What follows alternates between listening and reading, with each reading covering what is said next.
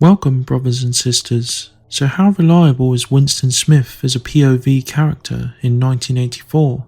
Strictly speaking, of course, Winston is not narrating events.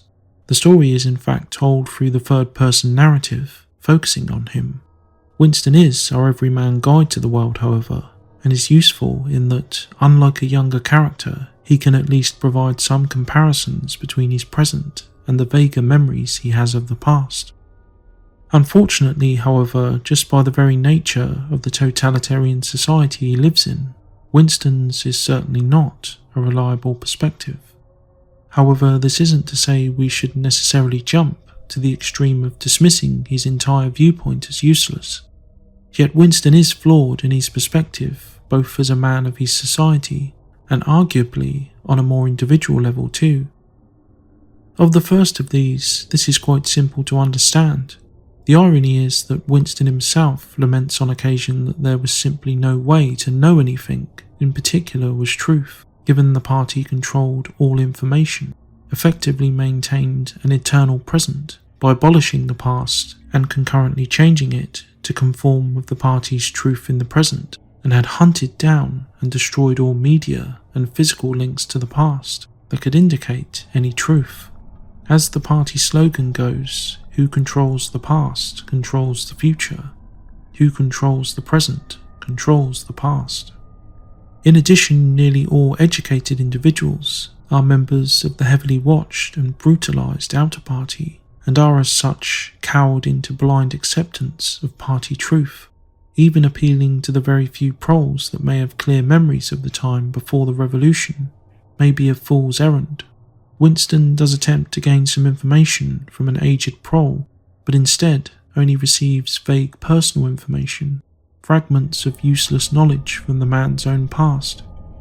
With movement outside of Oceania practically impossible, and even movement between and within provinces heavily restricted, all avenues of acquiring so-called objective, or at least consensual knowledge, are closed to Winston, and therefore to us. In the novel, we do have glimpses of truth, such as they are. Winston, for example, is as certain as he can be that the party did not invent the aeroplane. On a vaguer level, he's also sure that he hadn't even heard of Big Brother before he had heard of Jones, Aronson and Rutherford. That he is not entirely certain of exactly when he himself was born doesn't bode well, however, for the reliability of his own recollections. He only believed he was about 39, which is a bit worrying when most of us know our exact dates of birth. Winston then is certainly unreliable by his very placement within his society. For argument's sake too, there is a somewhat naive dimension to his character, despite his brooding and even intellectual nature. On a more personal level, Winston is also rather unreliable, at least in terms of judgement and perception, which perhaps compounds his already unfortunate context within the world of lies and doublethink that he inhabits. Examples of this are his predictions and character judgments. In the canteen scene, we see him predict rather confidently that Parsons would never be vaporized, and yet later in the novel, we see that he has at least been arrested, we can assume will likely be vaporized.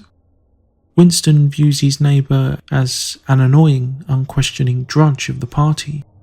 However, it's clear that Parsons at least did have some spirit in him, a defiance of sorts if he really had said, "Down with Big Brother" in his sleep. Perhaps the greatest error Winston makes is in his appraisal of both Julia and O'Brien, effectively getting them mixed up. Julia is for him a dangerous individual before she enlightens him. Just the kind of person who would follow him and denounce him to the Fort Police at the very first sign of Fort crime. O'Brien, he feels, has a spark of understanding, or at least intelligence about him, and though Winston is far from certain about him, he does seem to allow himself to hope that he is a secret Fort criminal, perhaps to the degree of self-deluding himself. For example, I have remarked in a previous video how O'Brien's repeating of the phrase, "We shall meet in the place where there is no darkness," should have been a huge red flag at their meeting, but Winston's hope about him seems to have overwhelmed his caution. As for Julia, of course, she turns out to be quite the opposite of Winston's earlier framing of her as the bigoted, proudly celibate drone of the party. Julia, too, arguably also provides more insight into her lover's rather naive or truncated perspective when she surprises him with the suggestion that she thinks the rocket bombs falling on London are probably dropped by the government of Oceania itself.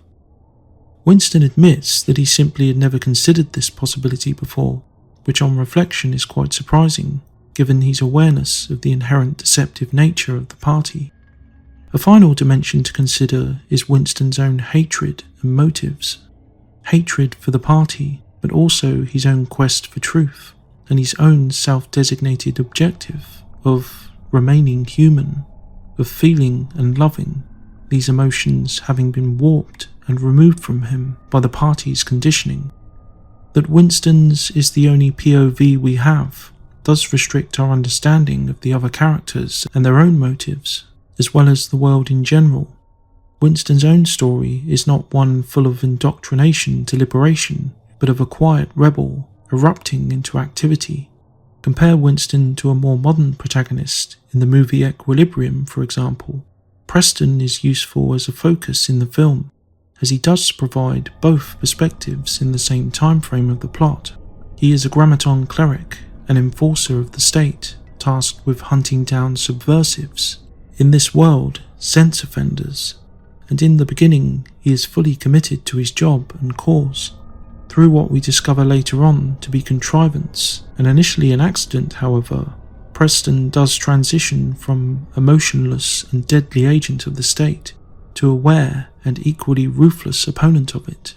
He begins the tale as a staunch conformist and ends it as the rebellion's saviour.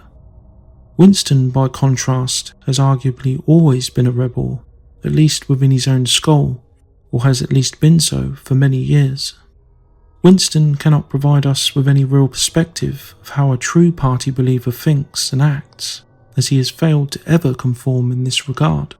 This is interesting to think about, and is perhaps arguable. From my own many readings of the text, I always have the impression that Winston has never truly believed in the principles of INGSOC, and seems incapable of employing doublethink, at least in the correct way anyway. In his very nature as a long-time rebel, he is also then perhaps not reliable, or at least not wholly so, as a point of view for us to see his dark world. So what do you all think? Is Winston's a reliable perspective in the novel? Thanks for the view, brothers and sisters, and consider dropping the video a like if it was plus good, and if double plus good, then give that subscribe button a hit, and I'll see you next time.